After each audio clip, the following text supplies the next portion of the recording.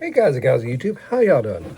Dave White here. We're going back to the translucent plastic or trans colors years, which is about from 1987 to about, we're going to say 1999. There's some of those have continued on, and some only recently have been retired. But we'll look at the Insectoids from 1998. It's an interesting line. It's lots of very cool colors, yet they maintain a uniform color. However, there's a lot of sets to the range. So if you want to complete the full collection, there are some hard sets to get there. Let's start with some of the cheapest ones or the smallest ones, these little builds here. Little Bug Blaster. There is another name. They were marked under two different names, and of course they're in the sealed packages.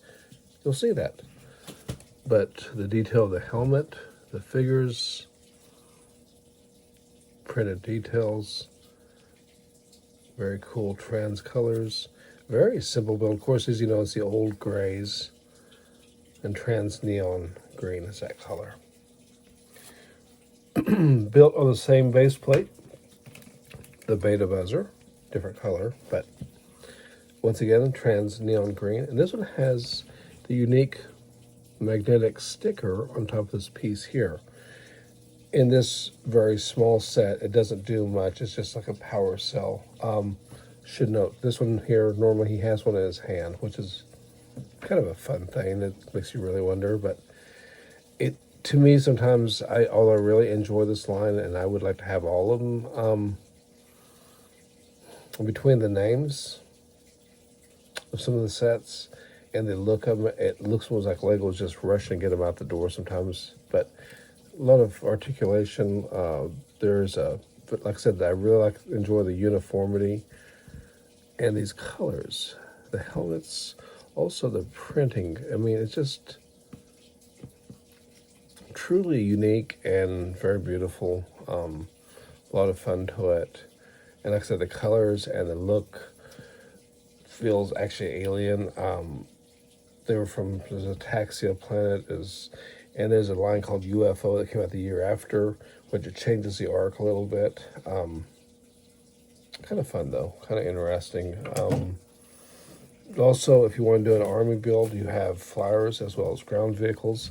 And this is where we start. Here's one of the magnets right here.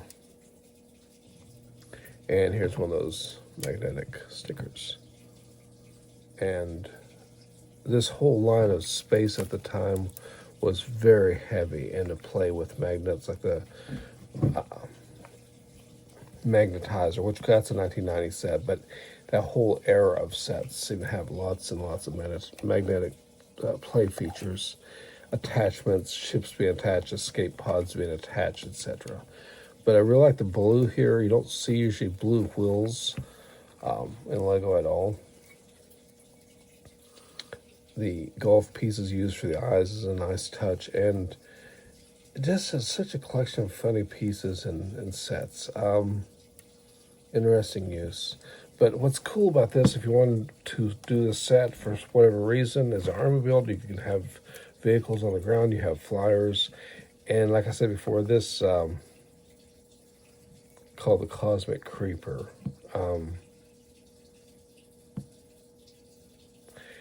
It's kind of an odd name. There's also like a planetary prowler and stuff. This has a weird number because this is a LEGO Systems. And it's called a Mosquito, or also called a Hornet Scout. It's one of the few it's one of the ones that separate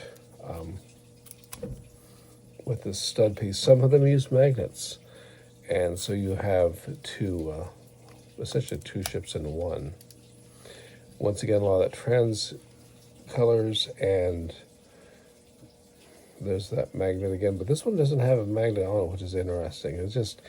It's what they're mining, it's what they're looking for. But a lot of the trans neon green, this is an interesting figure here. I don't know if you can see her closely. Let's go. Well, first of all, let's go and start with this one. This is the only Android figure. This is called the Gigabot, and this is this very cool helmet. So there's another aspect of army building. If you want to collect insectoids, you can do because they're androids. It's kind of cool. This is a female character, I think. Is this the female one?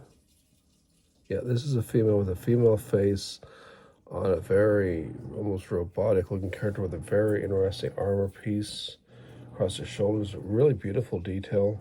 If you use her air tanks, you will not be able to mount that there. Once again, that very unusual looking helmet's molded, creating a truly different look. I do really like these guys. It's something that I think, had I been a child when these had come out, I would have probably appreciated more. But as an adult, I just find them fascinating. I kind of sometimes I sort of like the Lego's spindly builds of the era. Like this is from Cloud City, 2003, and it's still blocky by today's standards, but it is so much more complete and crisp than builds like this. Nowadays, if they were to do this line, it would be very impressive. I'd be very curious to see how they came up with it, if they were to ever revisit. And like I said, because it's unlicensed, it made it quite inexpensive. And they're still quite inexpensive considering, although that is changing. And some of the sets are a bit prohibitive, I guess we shall say. Anyways, let me know down below if, and these are the small sets. I have some larger ones, but I don't feel like dragging them out. These are the scientific wheels or space wheels. But let me know down below, comment, guys and gals, what you all think of these. If you're feeling it all, if you like the kind of bizarre, spindly, robotic look where LEGO didn't make a brick-built insect, they made something that's disguised to look like an insect, which just follows the theme of the storyline very well. But let me know what you think. Until next time, you all stay safe, guys and gals. Ciao.